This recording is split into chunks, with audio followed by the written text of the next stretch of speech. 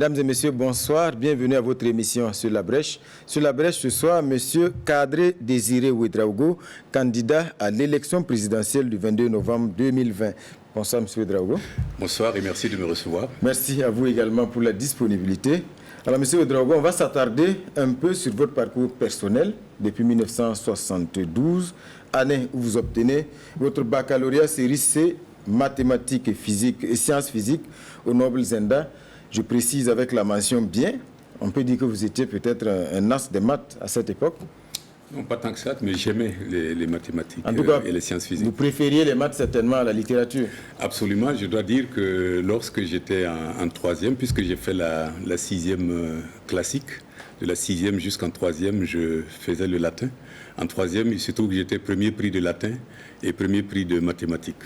Donc mon professeur de français voulait que je continue en série littéraire et mon professeur de mathématiques voulait que je continue en scientifique. Alors donc mon goût pour les sciences a prédominé, donc j'ai opté pour la seconde C et c'est comme ça que j'ai continué donc dans les séries scientifiques. En tout cas, après le baccalauréat, je le disais, en 1972, donc vous prenez la direction de la France, vous poursuivez plutôt en mathématiques supérieures, en classe préparatoire aux grandes écoles et en 1974, vous êtes admis simultanément au concours d'entrée à 5 grandes écoles françaises. Mais vous faites le choix de HEC, l'école des hautes études commerciales. Pourquoi HEC et pas les 4 autres? Bien, il faut dire qu'à l'époque, et je crois même aujourd'hui aussi, HEC était l'une des écoles de gestion les plus réputées en France et même en Europe, puisque si j'en crois au classement actuel, je crois qu'en termes de business school, HEC doit venir au numéro 1 en Europe. Donc c'était une école prestigieuse et tout le monde rêvait de faire HEC. Donc j'ai choisi de poursuivre mes études à HEC. En tout cas, un rêve qui se réalisait, mais à l'époque, quand vous entriez à HEC, vous vous prédestiniez à quoi après? À servir mon pays, puisque à l'époque, en termes de gestionnaire de l'économie, il n'y avait pas beaucoup de cadres et donc je me positionnais pour pouvoir être utile à mon pays en matière donc, économique et financière. En matière de gestion, en tout cas en 1977, vous revenez au Burkina Faso et vous êtes engagé en octobre comme conseiller des affaires économiques au ministère du Commerce. À l'époque, vous rentrez au pays avec des notions de gestion propres en tout cas à l'économie libérale, en tout cas une forme de gestion respectueuse des normes en la matière. Vous revenez au Burkina à une époque assez trouble politiquement, disons, parce qu'en 1978, il y a eu donc ces élections, le président Lamizana a mis en ballottage, 80 un coup d'État, 82 un coup d'État, 83. Alors, expliquez-nous un peu le contexte de ce retour au Burkina et puis de vos premiers pas professionnels dans ce contexte politique-là. Bien, je dois dire d'abord que lorsque j'ai eu mon diplôme à l'école des hautes études commerciales et également mes diplômes à la Sorbonne, puisque parallèlement à mes études à HEC, je suivais les cours d'économie à l'Université de Paris 1, Panthéon-Sorbonne. Et lorsque je suis revenu donc au Burkina, c'était pour respecter l'engagement décennal qu'à l'époque, tous les étudiants boursiers signaient de se mettre au service du pays pendant 10 ans avant de reprendre notre liberté. Et compte tenu du fait que les cadres n'étaient pas suffisamment nombreux à l'époque, lorsque vous entriez, vous faisiez votre demande d'intégration à la fonction publique. Et en ce qui me concerne, j'avais le choix entre 3 ministères, le ministère des Finances, le ministère du Plan et le ministère du Commerce. C'était la belle époque, on n'avait pas besoin de concours. J'ai opté donc pour le ministère du Commerce. Au contraire, on avait besoin de cadres. Il y avait des conseillers techniques étrangers qui étaient là. Et donc, on n'avait pas suffisamment de cadres burkinabés. Et donc, tous ceux qui venaient étaient les bienvenus. Et ils étaient automatiquement intégrés dans les différents ministères. Et c'est ainsi que moi, j'ai opté pour le ministère du Commerce et du Développement industriel. Et j'ai été donc affecté à la direction du développement industriel. Mais comment ça se passait? Comme je l'ai dit, parce qu'on était à une époque où c'était difficile, parce que vous revenez avec des notions de gestion orthodoxe des choses, dans un contexte politique mouvementé où on avait du mal véritablement à savoir peut-être dans quel sens on allait. Non, je pense que l'environnement politique n'a pas beaucoup influé sur les orientations économiques à l'époque. Vous savez, dans les années 78, c'était un régime de démocratie et j'ai moi-même eu à participer en tant que jeune cadre à des missions, je me rappelle, avec le président de la mise en âge, c'est partie des délégations, et notre travail en tant que technicien était vraiment autonome par rapport à ce qui se faisait dans le domaine politique. Nous étions en tout cas animés de la bonne volonté de faire en sorte que les choses marchent au point de vue économique pour notre pays, et c'est ce que nous faisions.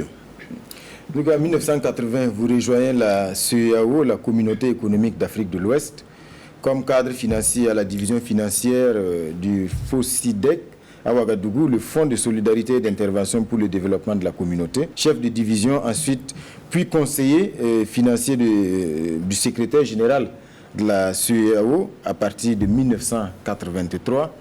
En 1985, vous rejoignez la CEDEAO à Lagos au poste de secrétaire exécutif adjoint chargé des affaires économiques, un mandat renouvelé en 1989. Vous qui connaissez si bien les arcanes de cette organisation, je veux parler donc de la CEDEAO, où vous êtes entré depuis 1985, comment on peut expliquer aujourd'hui la difficulté qu'il y a jusqu'à présent à passer de la CEDEAO politique, disons, à la CEDEAO des peuples, comme on le clame chaque fois? L'intégration régionale est un processus difficile dans la mesure où il s'agit de coordonner les intérêts à l'époque de 16 États membres, puisqu'il y avait la Mauritanie, et maintenant de 15 États. Et je dois dire que j'ai rejoint la CEDEAO en 1985 à la demande du président Thomas Sankara, qui était le président du CNR, qui a fait appel à moi pour donc aller représenter le Burkina Faso dans l'exécutif de cette communauté qui comptait à l'époque 3 principaux responsables. Il y avait le secrétaire exécutif qui était assisté de 2 secrétaires exécutifs adjoints, un chargé de l'administration et l'autre chargé de l'économie. J'étais donc l'adjoint chargé des affaires économiques. En plus de cela, vous aviez un contrôleur financier et de l'autre côté, nous avions le fonds de développement de la communauté qui est maintenant transformé en BIDC, Banque d'investissement et développement de la communauté à Lomé, avec son adjoint. Voilà les principaux postes statutaires qui étaient à cette époque à la tête de la CEDEAO. Je dois dire que nous arrivions en 1985 comme la deuxième équipe depuis la création de la CEDEAO en 1975. C'est en 1977 que les premiers responsables ont été installés à Lagos, conduits par le secrétaire exécutif qui était à l'époque Mohamed Diaby Ouattara, qui était d'ailleurs un ancien HEC également comme moi. Il a fait un mandat donc de 2 mandats de 4 ans, 8 ans. Et en 1985, nous étions la deuxième équipe qui est venue prendre la relève de la première équipe. Alors, c'était une période où les bases et les fondations de notre système d'intégration étaient en train d'être mises en place avec les difficultés que vous pouvez imaginer.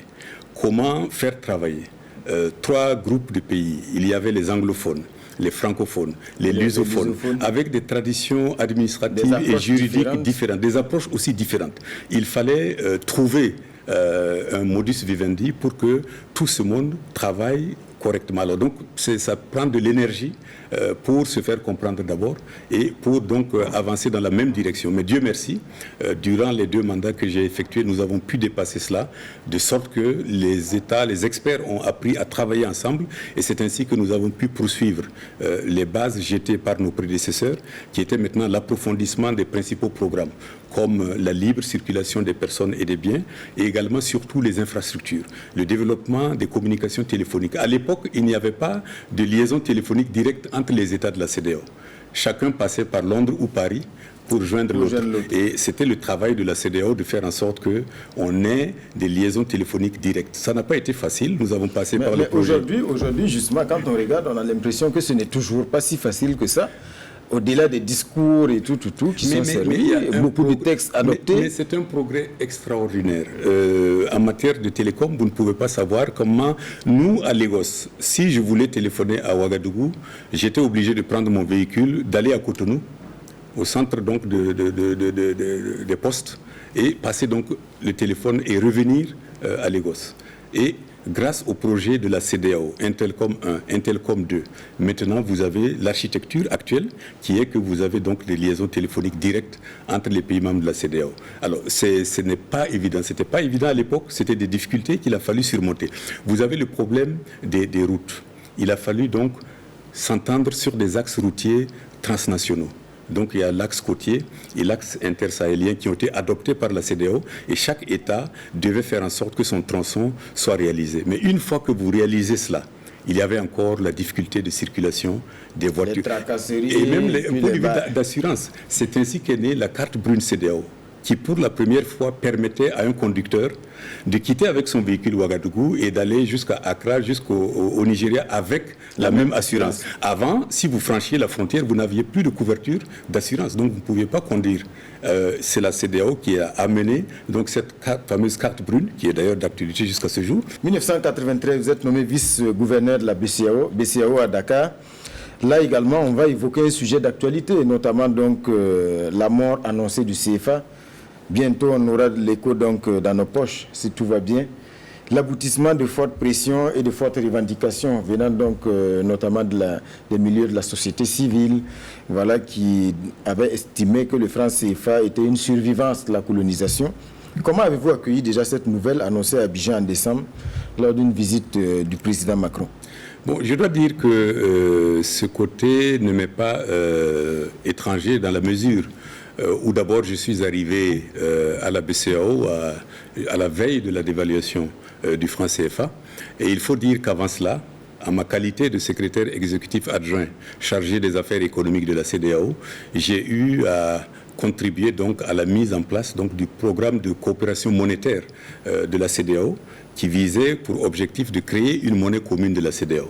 Ce programme a été revisité et relancé au sommet de 1987 à Abuja et la CEDEAO a poursuivi ce chemin. Lorsque je suis revenu comme président de la commission à Abuja, j'ai retrouvé le même dossier et j'ai fait des propositions avec l'ensemble des commissaires qui travaillent avec moi pour que nous puissions changer d'approche. Et c'est cette nouvelle approche qui nous a permis d'être maintenant dans la trajectoire où nous sommes.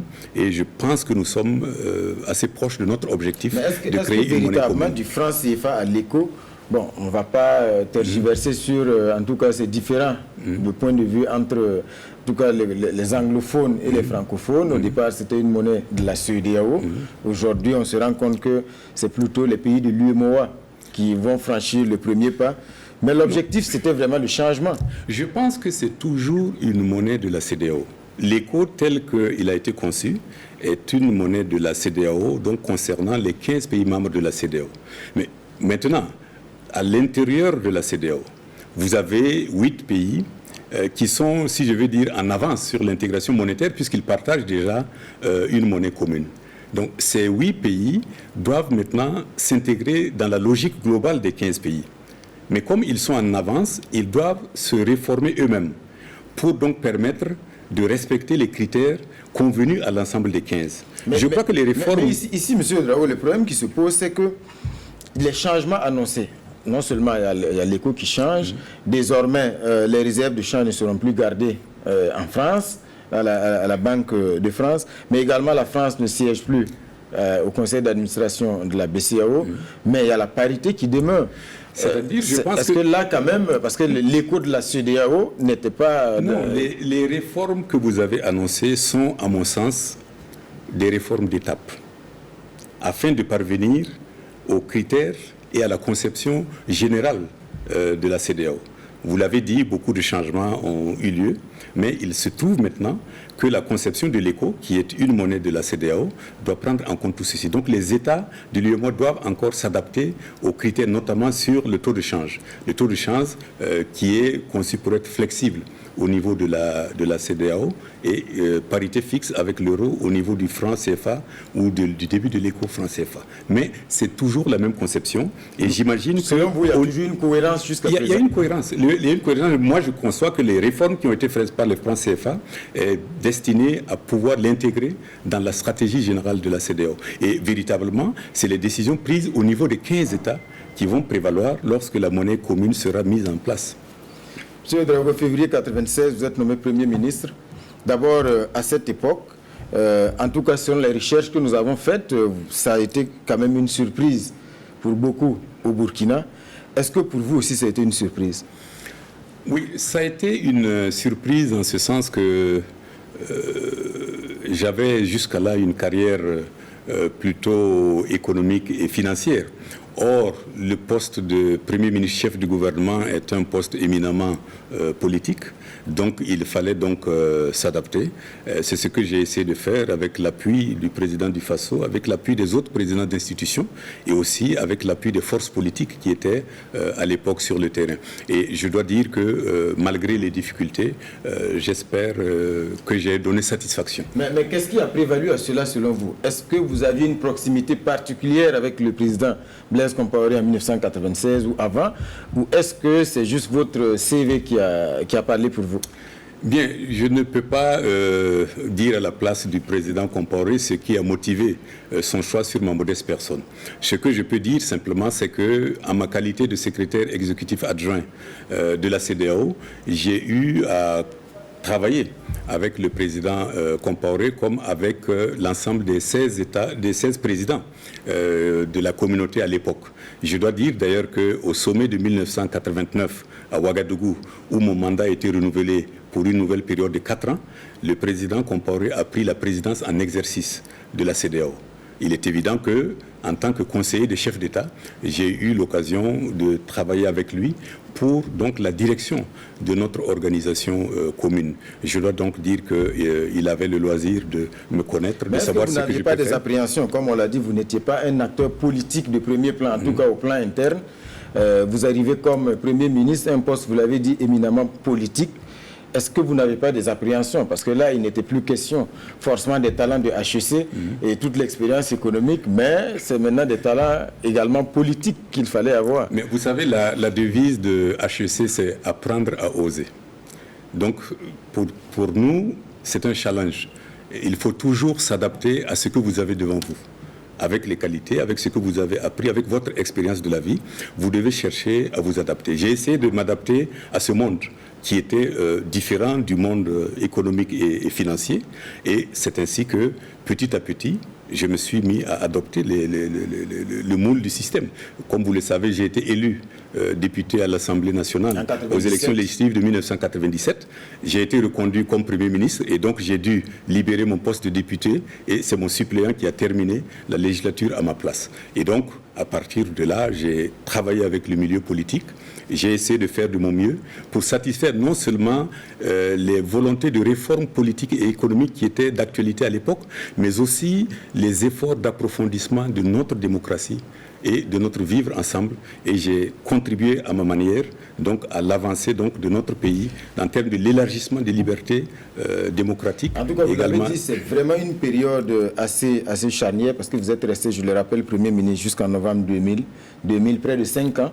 Une période charnière marquée notamment donc par une forte poussée également au niveau politique, mais également au niveau de la société civile.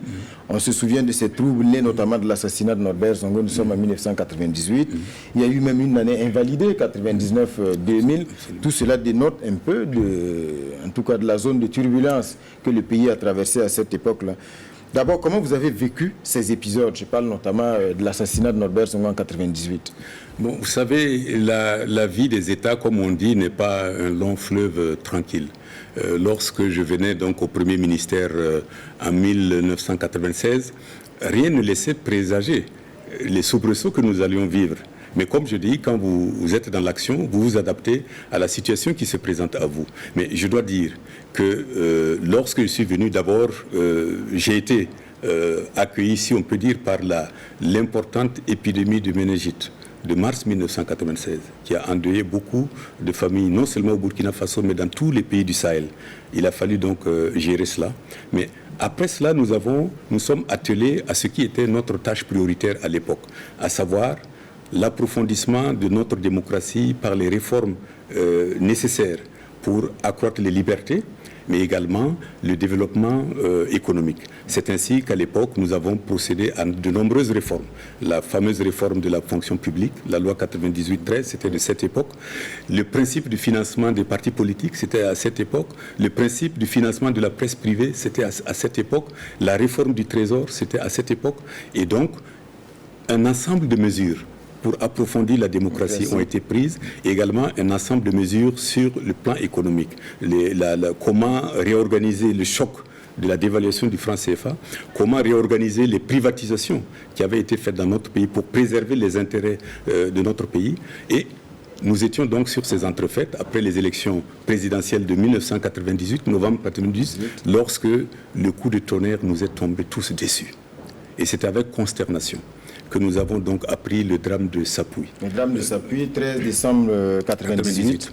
L'assassinat donc journaliste Norbert Zongo. Voilà, et qui a vraiment mis à mal la cohésion sociale de notre pays, qui a nécessité des trésors de bonne volonté, de contact pour pouvoir surmonter cette dure épreuve. Et je profite de l'occasion, non seulement pour présenter mes condoléances aux familles des victimes, mais aussi pour adresser mes remerciements à toutes les bonnes volontés qui ont aidé à ce que notre pays traverse cette dure épreuve. C'était une dure épreuve parce qu'à cette époque, beaucoup ont estimé que pratiquement le pouvoir était dans la rue.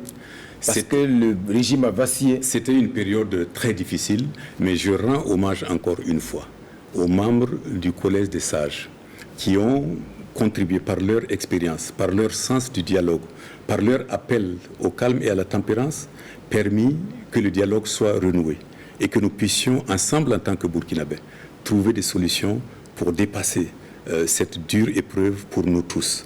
C'est ainsi que ce drame a été l'occasion des réformes qui ont conduit à l'approfondissement de notre démocratie, puisque l'article 37 a été donc verrouillé à cette époque. À cette époque. Non, il a été verrouillé, elle a été déverrouillée, mais déverrouillée après mon passage. Mais à cette époque, en tout cas, il n'était plus question. Il n'était plus question donc d'excéder le mandat de jusqu'à présent, continue de réclamer justice pour Norbert Zongo. À plusieurs reprises, en tout cas, la justice a demandé, en tout cas, que le petit frère du président qui est actuellement en France, en tout cas, soit extradé au Burkina. Pensez-vous que justice puisse être faite un jour sur ce dossier? Mais en tout cas, c'est le souhait de tous les Burkinabés que la lumière soit faite sur le dossier et que justice se passe. Monsieur Ouédraogo, 2001-2011, vous êtes ambassadeur à Bruxelles pendant près de 10 ans, donc ambassadeur à Bruxelles. 2012-2016, président de la commission de la CEDEAO à Abuja. On va s'attarder également sur ce poste de président de la commission. De l'extérieur, on a l'impression que c'est un poste assez difficile où il faut se préparer à avaler des couleuvres parce que vous proposez, les chefs d'État disposent. Est-ce que c'est une impression conforme à la réalité? C'est vrai, c'est un poste exaltant, mais c'est un poste difficile où il faut coordonner les intérêts de 15 États. Ce qui veut dire des intérêts souvent divergents, ce qui veut dire qu'il faut une touche de diplomatie, il faut une touche de politique. Mais je dois rappeler que, comme je l'ai dit tout à l'heure, le secrétariat exécutif de la CEDEAO était, comme on le dit, un secrétariat exécutif avec 3 principaux responsables. Mais à partir de 2007, la CEDEAO a décidé d'adopter la vision 2020, qui est de passer donc de la CEDEAO des États à la CEDEAO des peuples. Je dois dire que c'est tirant leçon de la crise au Libéria. Vous savez qu'à l'époque, la communauté était une communauté économique, qui ne parlait pas de politique, qui ne parlait pas de questions militaires. Mais la crise du Libéria a précipité l'entrée de la CEDEAO en plein pied dans l'intervention militaire. Je dois dire que c'est la première fois d'ailleurs qu'une communauté économique intervenait militairement dans un pays pour rétablir l'ordre.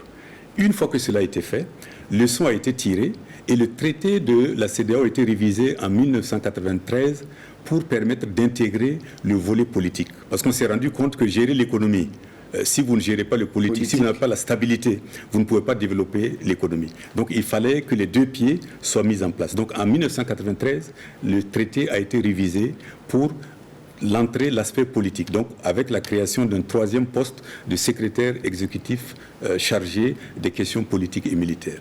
Voilà donc la réforme de 1993. Mais entre-temps, pour renforcer l'intégration et l'accélérer, les chefs d'État ont adopté la vision 2020 en 2007 et ont décidé de transformer le secrétariat exécutif en commission, avec un président de la commission, un vice-président de la commission et 7 commissaires. Donc il y avait 9 exécutifs au niveau de la CEDEAO. Tout, le président de la commission, est-ce que souvent, ce que je vais dire, dans la préparation des sommets, souvent avec des thèmes assez sensibles, vous êtes obligé de courir de capitale en capitale pour concilier les positions? On a l'impression que souvent vous êtes quand même dans une position de faiblesse parce que vous avez les idées, mais c'est les susceptibilités finalement qui triomphent au bout. Mais les chefs d'État. C'est toute la délicatesse de la fonction qui est celle-ci. Je crois que lorsque la secrétaire exécutive a été transformée en commission, il est convenu que les États accordaient au président de la commission suffisamment de pouvoir et d'autorité pour pouvoir entreprendre et initier un certain nombre de mesures. Toutes les mesures doivent être prises au niveau de la commission qui les soumet maintenant à l'approbation des chefs d'État et de gouvernement. Naturellement, dans la discussion pour l'approbation, chaque pays vient avec ses préoccupations et c'est le consensus qui doit demeurer. L'exemple est là aussi, le plan politique. Quand vous voulez, par exemple, faire passer une résolution ou en tout cas un texte pour la limitation des mandats et que vous avez affaire à des chefs d'État qui, pour la plupart, sont à leur 3e ou en tout cas certains ont dépasser un peu cette réglementation-là, il est évident que ça va être difficile. Mais je pense que dans la plupart des organisations internationales, c'est ce difficile travail de négociation qu'il faut entreprendre. Vous ne prenez pas des décisions qui engagent 15 États comme cela. Il faut d'abord échanger, voir quelles sont les préoccupations et les intérêts de chaque État.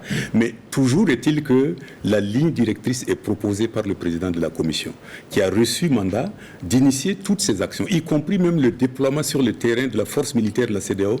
L'initiateur doit être le président de la Commission. Et ensuite, maintenant, les ministres et les chefs d'État prononcent et donnent leur accord à cette action. Donc, bien sûr qu'il faut négocier, mais c'est aussi la tâche du président de la Commission qui est le représentant de toutes les institutions de la communauté. Je rappelle que en instituant la CEDEAO des peuples, les chefs d'État ont voulu que véritablement les peuples sud-ouest africains soient associés à leur intégration. C'est ainsi que le Parlement de la CEDEAO a été mis en place. La Cour de justice de la CEDEAO a été mise en place pour donner aux citoyens de la CEDEAO l'opportunité donc de rendre justice au cas où ils estimeraient que justice n'a pas été rendue à leur sort. Et je pense que cette Cour de justice de la CEDEAO a émis des décisions impartiales jusqu'à présent, même si à l'application, souvent on a constaté quelques difficultés. Et c'est d'ailleurs le rôle du président de la commission de la CEDEAO de faire en sorte que les États respectent les arrêts rendus par la Cour de justice de la CEDEAO. En tout cas, c'est de là-bas que vous assistez donc aux événements, à l'évolution en tout cas des choses au Burkina Faso, notamment l'insurrection populaire 30-31 octobre 2014. À ce niveau, d'abord, étant à la CEDEAO, on sait que vous ne pouviez pas faire de la politique, mais déjà, comment vous avez vécu cet épisode-là? Voilà ces stades remplis recto verso, ces marches et contre-marches, ces invectives, voilà la volonté de modifier l'article 37 qui a abouti donc à cet épisode. Bien sûr, ce n'est pas la première crise que j'ai vécue en ma qualité de président de la commission de la CEDEAO. Rappelez-vous, il y a eu la crise au Mali où la CEDEAO était aux premières loges et nous avons eu, sitôt après la crise en Guinée-Bissau, que la CEDEAO a également accompagné. Mais comme vous le dites, la CEDEAO est dotée de ce que nous appelons un système d'alerte précoce, qui est donc un système installé dans chacun des 15 États et qui alerte le président de la Commission des risques de troubles à la paix sociale dans n'importe quel des 15 États membres qui composent la CEDEAO. Et lorsque les alertes arrivent, il y a un mécanisme par lequel les chefs d'État de la CEDEAO interviennent discrètement pour faire en sorte que les risques soient évités. Les fois où ils réussissent, vous n'entendez pas parler parce que la crise a été jugulée. Les fois où ils ne réussissent pas, la crise éclate dans le cas du au grand jour. Les alertes ont été lancées, mais... Les alertes ont été lancées, mais ce n'est pas seulement qu'au cas du Burkina. Même au cas de la situation du Mali, la situation était déjà connu d'avance et des alertes ont été données, des missions discrètes ont été menées, même si elles n'ont pas abouti à éliminer le risque que tout le monde craignait. Maintenant, quand la situation survient, la CEDEAO ne peut pas abandonner le pays à son sort. La CEDEAO doit toujours accompagner ce pays. C'est ainsi que la CEDEAO, à travers ma personne, nous sommes arrivés ici le 31 octobre avec la délégation des Nations Unies et la délégation de l'Union africaine. Et nous avons donc assisté les acteurs burkinabés, le peuple burkinabé, à trouver une formule qui permette à notre pays de renouer avec la démocratie. C'est ainsi que nous avons été présents à la rédaction de la charte de la transition. Nous avons été présents à l'installation du président de la transition, le président Michel Kafando, à la salle de banquet de Ouaga 2000. Et après cela, nous avons suivi, accompagné le Burkina Faso tous les 3 mois. Les 3 organisations venaient à Ouagadougou pour faire le point et aider la transition à progresser. À titre personnel, parce que vous étiez président de la commission, il y a eu des alertes, est-ce que vous avez parlé au président Compaoré à cette époque, parce que vous avez été son premier ministre pendant 5 ans, vous n'étiez plus à un niveau où vous pouvez faire de la politique, mais peut-être que vous faisiez partie des gens qui pouvaient écouter. Bien sûr, même pas au Burkina, dans d'autres pays également, le président de la commission ne peut pas demeurer inactif lorsqu'il y a des risques. Maintenant, il y a des niveaux d'intervention. Il y a le président en exercice de la conférence des chefs d'État, qui est le premier leader de notre communauté. Le président de la commission travaille avec le président en exercice. Non, ici ma question, ce n'est pas sur le plan diplomatique, je parle vraiment de vos rapports personnels avec le président. En tant que Burkinabé, bien sûr que la situation du Burkina ne peut pas m'être étrangère. Est-ce que vous en avez parlé à cette époque? Il ne faut pas mélanger ces responsabilités de la CEDEAO avec ma responsabilité en tant que Burkinabé. Je vais seulement vous dire que j'ai fait tout ce qui était à mon possible pour éviter à notre pays cette situation. Maintenant, en tant que président de la Commission, c'est mon devoir de travailler avec l'ensemble des chefs d'État de la Commission. Que vous avez parlé au président Compaoré à l'époque. C'est ce qui a été fait. Ok. Février 2019, à Bobo Dioulasso, là, bien sûr, après vos fonctions, vous êtes rentré. Vous décidez officiellement de vous lancer dans la course à Kosiam. On se souvient donc, c'était à Bobo Dioulasso. D'abord, qu'est-ce qui vous a poussé à franchir ce cap? Vous êtes rentré avec, en tout cas, des états de service irréprochables au plan international. Vous auriez pu avoir une retraite tranquille. Vous décidez en février de vous lancer, donc voilà, en politique, notamment dans la course à la présidentielle. Pourquoi? C'est exact. Lorsque vous quittez vos fonctions à la CEDEAO, vous avez un devoir de réserve durant un certain temps. Devoir de réserve que j'ai observé. Donc, j'étais au Burkina, mais aussi quelque peu en situation d'observation. Je venais de servir mon pays dans des enceintes internationales. Je venais de rentrer chez moi et au passage, je profite pour remercier le président du Faso qui, à mon retour à Ouagadougou, a bien voulu m'adresser une lettre de félicitations au nom du président Roch Kaboré, au nom du peuple burkinabé, pour donc me féliciter du travail abattu à la CEDEAO. Et également, il m'a fait l'honneur de m'élever en 2016 à la dignité de Grand Croix de l'Ordre national. Lorsque donc je suis rentré au Burkina, j'étais en période d'observation de notre société, de son évolution, de ses acteurs. Et pendant que j'étais dans cette phase d'observation, beaucoup de citoyens sont venus me voir. Certains l'ont fait publiquement, d'autres l'ont fait à titre privé, pour dire que compte tenu de la situation difficile dans laquelle se trouve notre pays, ils estimaient que je ne pouvais pas me permettre de venir rester chez moi sans participer à l'effort de redressement que beaucoup souhaitaient dans notre pays. Vous parlez d'initiative spontanée. Une initiative spontanée. Il n'y avait aucune main derrière. Par des gens que je ne connaissais même pas du tout. Et ils se sont exprimés sans demander ma permission. C'est après s'être exprimés qu'ils venaient me trouver pour dire « on vous prie d'accepter l'appel que nous avons lancé publiquement ». Il se trouve que moi aussi, j'ai fait une analyse en tant que Burkinabé de la situation qui prévalait dans notre pays et qui prévaut dans notre pays, situation assez préoccupante, qui m'interpelle comme elle interpelle tous les Burkinabés. Pour dire, lorsque le pays est dans une situation difficile, tous les fils du Burkina doivent se mobiliser, chacun en sa capacité, pour venir au secours du pays. C'est ce que j'ai fait en répondant oui aux nombreux appels le 16 février 2019 à Bobo Dioulasso. À l'époque, je rappelle, vous étiez toujours membre du Congrès pour la démocratie et le progrès. Absolument. Est-ce que votre espoir en ce moment-là, ce n'était pas d'imposer votre candidature au parti Non, je crois qu'il ne faut pas parler d'imposition. j'ai parlé plutôt d'appel. À Bobo Dioulasso, j'ai fait appel à tous les Burkinabés sans distinction, qu'ils soient de partis politiques, qu'ils soient de la société civile, tous ceux qui partageaient les principes et les idéaux que j'ai énoncés à Bobo Dioulasso. J'ai lancé un appel à l'union, un appel à l'action, pour qu'ensemble nous puissions poursuivre le chemin que j'ai proposé et que ceux qui m'ont appelé ont proposé. Et ensemble, c'était de voir porter votre candidature par le CDP. C'était non seulement par le CDP, mais pourquoi pas par d'autres forces politiques. L'idée était d'arriver aux objectifs que nous nous étions tracés. Donc, il est évident que ce n'est pas une action que vous faites seul. Vous avez besoin du soutien des Burkinabés, vous avez besoin du soutien de partis politiques. Et donc, à Bobo, je n'ai fait que lancer un appel. Mais on ne peut pas dire que j'impose. Je lance un appel, qu'il soit entendu ou pas. C'est une décision personnelle que j'ai prise, mais j'ai ouvert à tous les Burkinabés. Visiblement, ça n'a pas, en tout cas au sein du CDP, ça n'a pas été entendu, puisque aujourd'hui, vous n'êtes plus au CDP. Le CDP a également élu son président. Est-ce que vous avez échoué dans la stratégie à ce niveau-là? Non, pas du tout. Pas du tout. Je pense que j'ai de nombreux amis et sympathisants au CDP et nos rapports n'ont pas changé en quoi que ce soit. L'idée que j'ai prise, j'ai dit, l'intérêt du Burkina dépasse nos divisions politiques et partisanes. J'ai annoncé une idée. Tous ceux qui se reconnaissent dans cette idée, je les invite à se joindre à nous, aux hommes et aux femmes de bonne volonté qui ont décidé d'entreprendre cette action de rénovation, de donner un nouveau départ, un nouvel espoir au Burkina Faso, de se joindre à nous.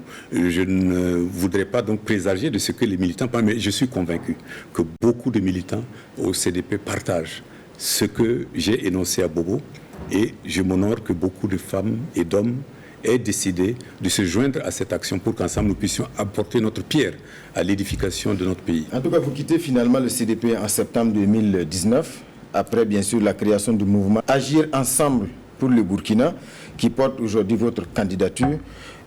Vous vous étiez peut-être rendu compte que, au niveau des primaires qui s'annonçaient, peut-être que vous n'alliez pas pouvoir passer. C'est pour ça que vous avez donc décidé peut-être de claquer la porte en ce moment?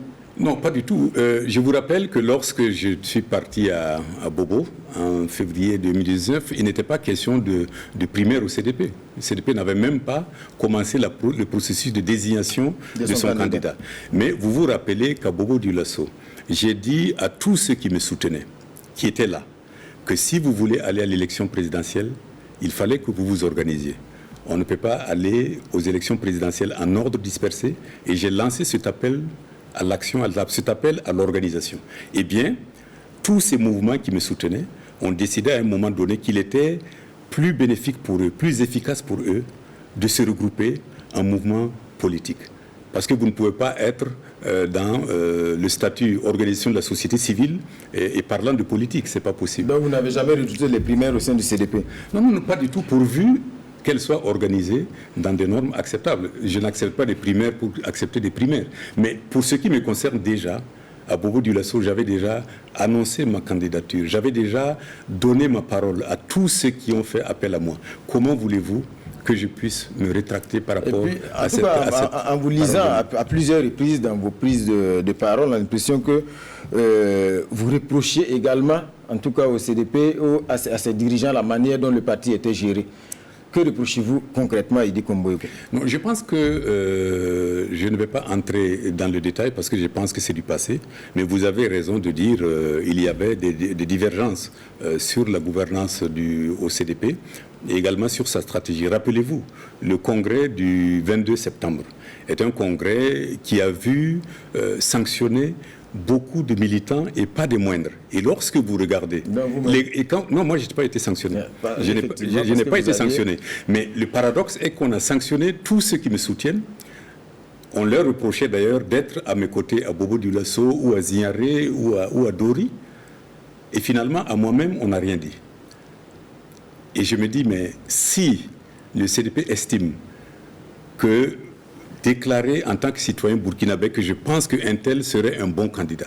Si ceci devait être un crime, alors je devais être sanctionné mais ça fait désordre dans un parti politique qui n'a pas encore officiellement désigné son candidat, que des militants s'alignent derrière... Non, il n'était pas venu à Bobo en tant que militant du CDP.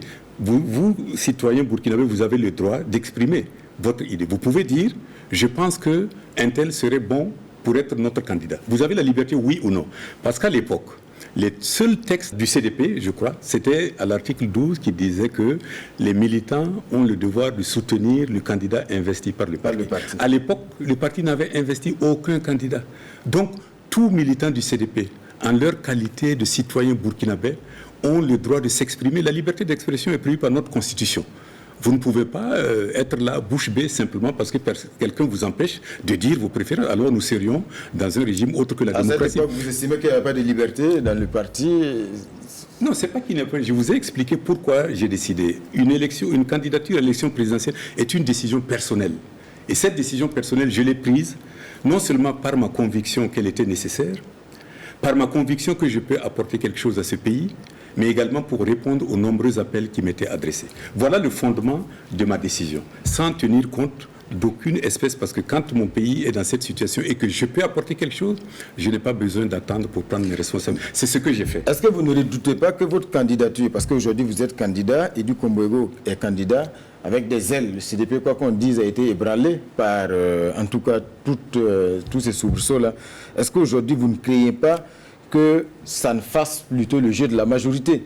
Parce que quoi qu'on dise, c'est un émiettement également des forces et des énergies. Mais le principe de la démocratie, c'est que tout Burkinabé a le droit d'être candidat. Tout parti politique a le droit de présenter un programme au Burkinabé. Et c'est simplement l'électorat burkinabé, le peuple burkinabé qui décidera sur ce que présente chacun des candidats et faire son choix. Nous, notre souhait, c'est que cette décision se fasse dans la clarté, dans la transparence et qu'elle traduise la volonté du peuple burkinabé. C'est ce qui est recherché. Mais en matière de démocratie, la pluralité de l'offre démocratique est un renforcement plutôt de la démocratie. Que proposez-vous vraiment aux Burkinabés aujourd'hui?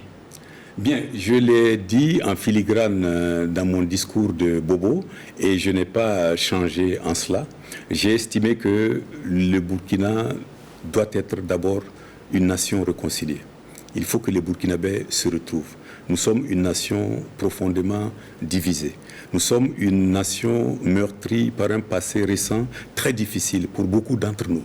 Nous avons besoin de nous retrouver en tant que nation, de bâtir notre unité nationale. Nous avons besoin de cela parce que lorsqu'on est confronté au phénomène de l'insécurité, une des conditions pour vaincre ce phénomène est que nous soyons unis, que nous ayons la paix de l'âme et que nous puissions œuvrer ensemble. Mais comme comment? Une nation. Parce qu'aujourd'hui, dans le discours, quand on écoute le président du Faso actuel, le président Roch Kaboré, la réconciliation, c'est également un préalable, c'est une nécessité, l'unité, se retrouver. Bien. La différence, c'est le comment. La différence, c'est que, je l'ai dit, je dis toujours que la réconciliation, ce n'est pas simplement un mot, c'est un comportement. Il ne s'agit pas de dire qu'on souhaite la réconciliation, il faut agir concrètement. Et l'action ne peut venir que de ceux qui dirigent. Un Burkinabé lambda ne peut pas se lever. Ceux qui sont au pouvoir ne font pas suffisamment pour la réconciliation? Bon, ils font certes des efforts, mais vous-même, vous voyez au résultat que nous ne sommes pas à notre point d'objectif. La réconciliation n'est toujours pas là. Donc il y a toujours une nécessité de concentrer nos efforts pour qu'il y ait cet apaisement des cœurs, pour qu'il y ait cette réconciliation, pour que les Burkinabés puissent se retrouver. Deuxièmement, nous avons un problème dans notre gouvernance générale. Nous sommes sur le point de perdre beaucoup de nos valeurs cardinales. Il n'y a qu'à observer notre vie sociale de tous et les valeurs qui sont sur le terrain pour voir que nous n'avons plus les mêmes valeurs que nous ont léguées nos ancêtres. Et pour moi, il est important que par une gouvernance vertueuse, on revienne à ces valeurs-là, sans lesquelles un pays ne peut pas se construire.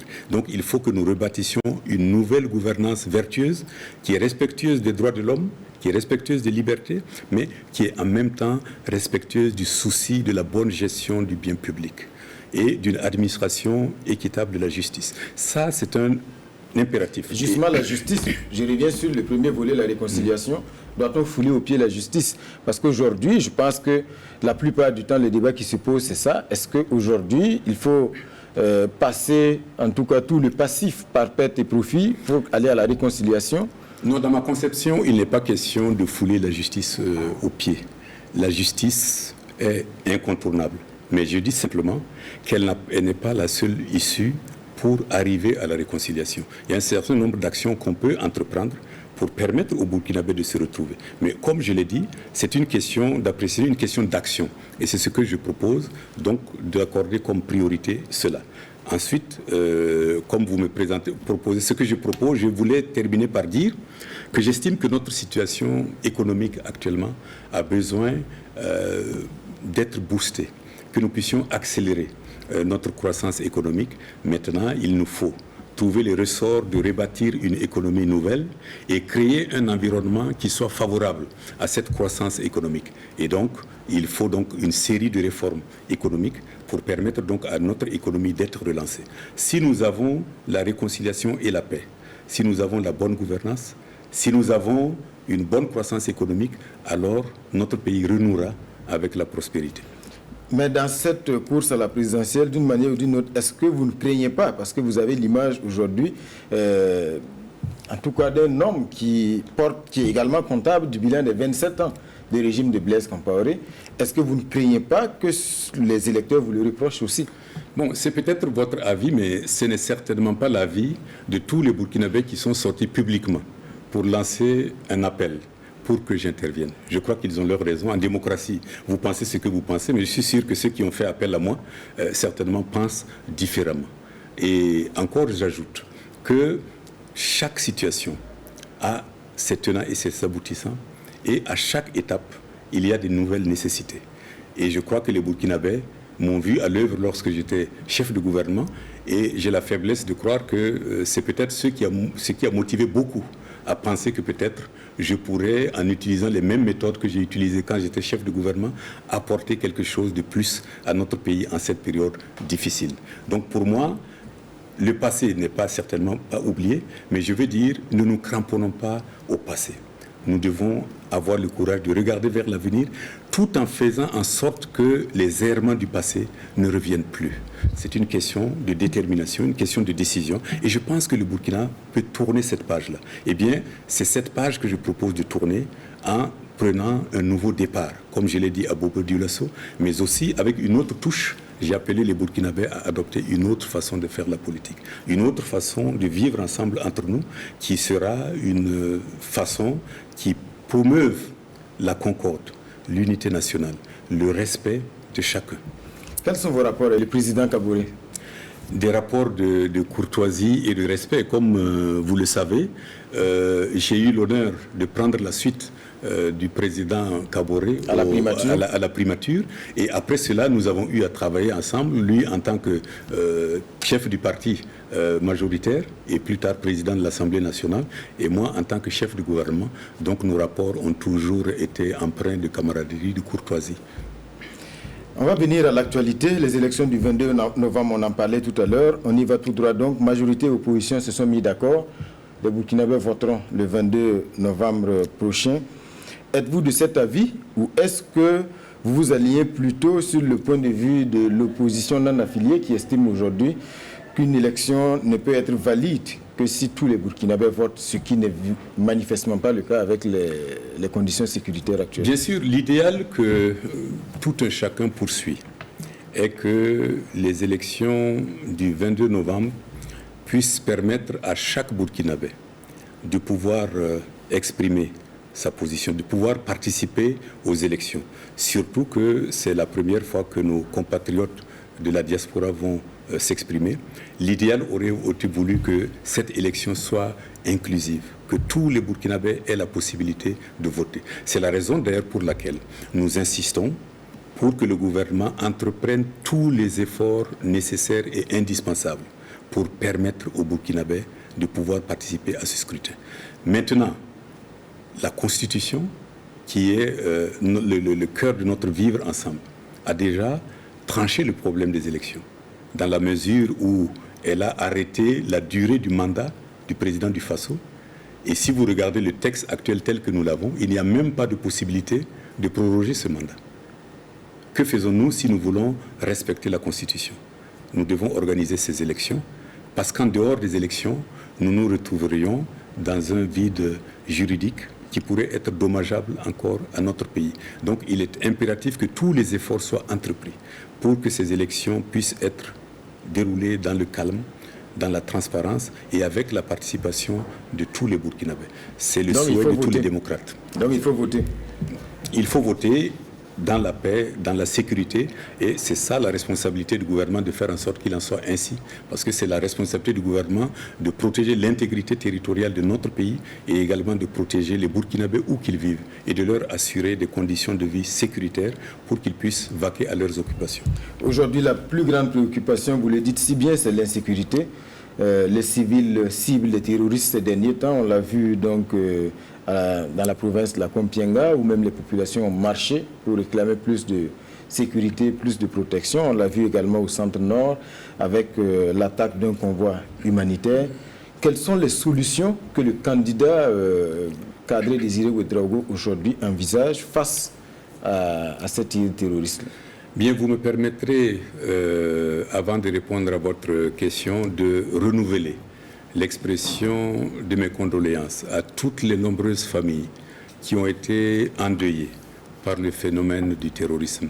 Et également, je voudrais exprimer mon soutien et mes encouragements à nos forces de défense et de sécurité qui se battent chaque jour sur le terrain afin que notre vie, notre liberté soit protégée. Je crois que c'est un devoir sacré pour la nation de se retrouver autour d'elle et de leur donner les moyens nécessaires pour vaincre le combat qu'ils ont engagé tous en notre nom. Cela étant dit, il est évident que le terrorisme est un phénomène complexe et comme on le dit, il n'y a pas de bâton magique pour résoudre cette situation. Mais il faut l'aborder selon une nouvelle stratégie. Parce que j'estime que les stratégies que nous avons utilisées jusqu'à présent n'ont pas fourni les résultats qui sont à la hauteur de nos attentes. Vous avez vu que beaucoup de nos citoyens continuent d'être victimes de cette insécurité. Beaucoup sont déplacés internes. Et je saisis l'occasion pour exprimer ma solidarité à tous les déplacés internes de Burkina Faso et leur dire que nous pensons à eux, que nous réfléchissons chaque jour sur comment nous devons agir pour que leur situation se normalise le plus rapidement possible. Pour vous, sur quel levier faut-il en tout cas jouer davantage? À mon avis, la réponse militaire est incontournable et indispensable. Il faut renforcer l'action militaire par de nouvelles stratégies, par de nouveaux moyens, par une nouvelle organisation, mais je dis que l'action militaire doit être accompagnée de plusieurs autres actions, dont notamment l'action politique. Vous avez également l'action économique et vous avez l'action sociale, qui est la sensibilisation, la transformation de nos mentalités, l'acceptation des uns et des autres. Sur le plan économique, il est évident que beaucoup de ces régions où se déroule ce phénomène sont des régions quelque peu héritées. Il faut que l'on travaille à ce que ces régions rattrapent leur retard de développement. Mais tant que les terroristes sont là, c'est difficile de mener des actions de développement. Faut-il négocier, par exemple, avec ceux qui détiennent les armes aujourd'hui et qui s'attaquent aux intérêts de la nation? J'ai déjà répondu à cette question en disant que pour moi, on ne négocie pas pour juste négocier. Quand vous négociez, il faut savoir pourquoi vous négociez. Il faut savoir ceux qui sont en face, qu'est-ce qu'ils réclament. Mais est-ce que vous acceptez de marchander ce qu'ils réclament? Et c'est à ceux qui dirigent de faire ce choix et de le dire clairement. Mais il y a des actions qui doivent être entreprises, comme je l'ai dit, non seulement sur le plan militaire, mais sur le plan économique, sur le plan social aussi et culturel. Et c'est cet ensemble d'actions mises ensemble qui nous permettront de venir à bout de ce phénomène. Je ne dis pas que c'est facile, mais c'est justement parce que nous avons une situation difficile qu'il faut s'y atteler de façon prioritaire. Le Burkina Faso a besoin de paix. Nous ne pouvons pas achever notre développement si nous sommes dans la situation précaire que nous vivons actuellement. Tout développement est impossible. Aujourd'hui, c'est un combat qui se mène, bien sûr, main dans la main avec la France. Il y a également le G5 Sahel qui porte aujourd'hui les espoirs des populations de la sous-région.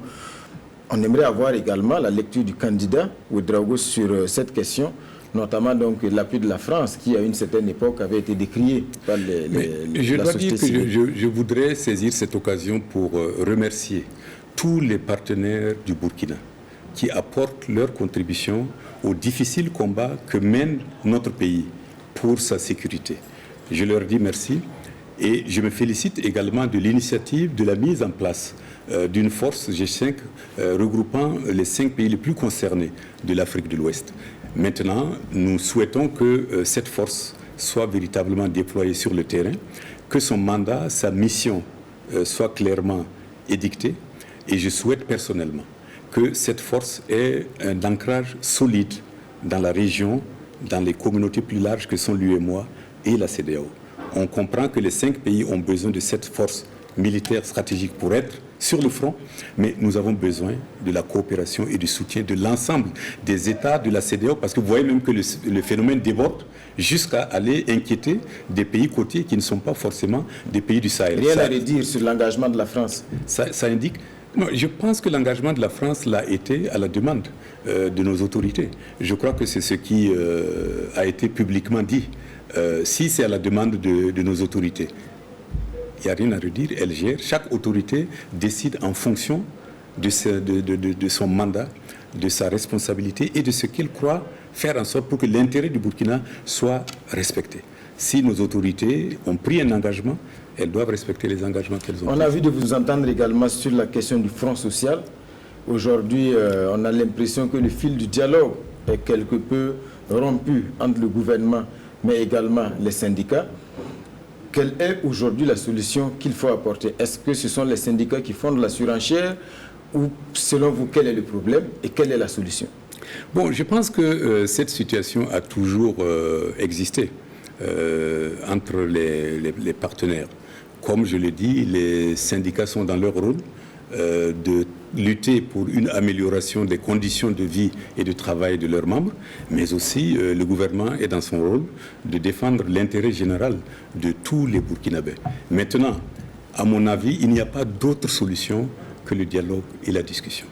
Maintenant, il faut que ce dialogue soit fait dans la franchise, sans préalable, sans arrière-pensée, et que les décisions auxquelles ce dialogue aboutirait fassent l'objet de respect de la part de chacune des parties. Que chacun qui a souscrit à un engagement fasse l'effort pour le respecter. Si ça s'était fait, je pense qu'on pourrait calmer donc le surchauffement de... Donc ça veut dire que les engagements ne sont pas respectés selon vous? J'entends les revendications des syndicats qui disent qu'à plusieurs reprises, ils ont eu des engagements signés qui n'ont pas été mis en œuvre et c'est pour ça qu'ils renouvellent leur action. Je pense qu'au moins, les engagements signés doivent quand même être respectés et à ce moment-là, on va sur d'autres fronts. Mais si à chaque rencontre, ça doit être pour constater que chaque partie n'a pas respecté, je pense que le dialogue ne sera pas productif. Il faut que ce soit un dialogue efficace et qui permette d'avancer. Et pour avancer, il faut respecter les engagements. Une fois qu'on les a pris, il faut les mettre en œuvre. Alors, M. Ouedraogo, pour finir, 3 agents du ministère de l'économie qui ont été révoqués en Conseil des ministres, on leur reproche en tout cas une faute grave parce qu'ils auraient été auteurs de violences donc dans l'administration au cours d'une grève décrétée par leur syndicat. Un agent qui était en tout cas à son poste en train de travailler aurait été victime de violences de leur part, ils ont été révoqués. Quelle est votre lecture? Bien, ma lecture est que nous sommes dans un état de droit et il importe que le droit soit appliqué dans toute sa rigueur. Je n'ai pas tous les éléments du dossier que vous évoquez. Mon seul souhait, et j'espère que la décision prise par le gouvernement a été prise après due considération du contexte, des fautes qui ont été commises et aussi ce que dit notre législation. Mon souhait est que le Burkina soit un État de droit, que l'autorité de l'État soit restituée pour que l'État puisse donc être notre arbitre à tous. Mais il faut que la justice se passe et j'espère que ce qui a été pris comme décision l'a été pris en conformité avec les textes qui nous gouvernent. Si tel est le cas, je n'ai rien à redire. Ma décision, c'est mon souhait, est que toutes ces décisions soient conformes au droit, conformes à la liberté et aux droits reconnus par chaque citoyen, par notre Constitution. Merci, M. Ouedraogo, d'être passé sur le plateau de l'émission Sur la Brèche. C'est moi qui vous remercie pour cette occasion que vous m'avez donnée de parcourir un certain nombre de points de l'actualité et de revenir également sur mon parcours. Je voudrais, tout en vous remerciant, lancer un appel à nos compatriotes que maintenant c'est le moment que chaque Burkinabé se détermine. Notre pays est dans une situation où tout le monde est interpellé. Tout le monde doit s'engager et dire clairement quelle est son option. Et c'est en cela l'importance des élections. Faire en sorte que la volonté du peuple burkinabé soit réexprimée pour que ceux qui auront le mandat de diriger ce pays aient la légitimité nécessaire et les moyens nécessaires pour appliquer les solutions qu'ils auront présentées au peuple burkinabé et des solutions qui auront reçu la sanction du peuple burkinabé. Donc je souhaite à notre pays de réussir son combat pour la sécurité et la stabilité, mais aussi de réussir son combat sur le développement économique et le progrès social. Merci, M. Ouedraogo. On rappelle, mesdames et messieurs, l'invité sur la brèche aujourd'hui était donc M. Kadri Désiré Ouedraogo, candidat à l'élection présidentielle du 22 novembre 2020. Merci de nous avoir suivis et je vous donne rendez-vous le dimanche prochain pour un autre numéro de votre émission.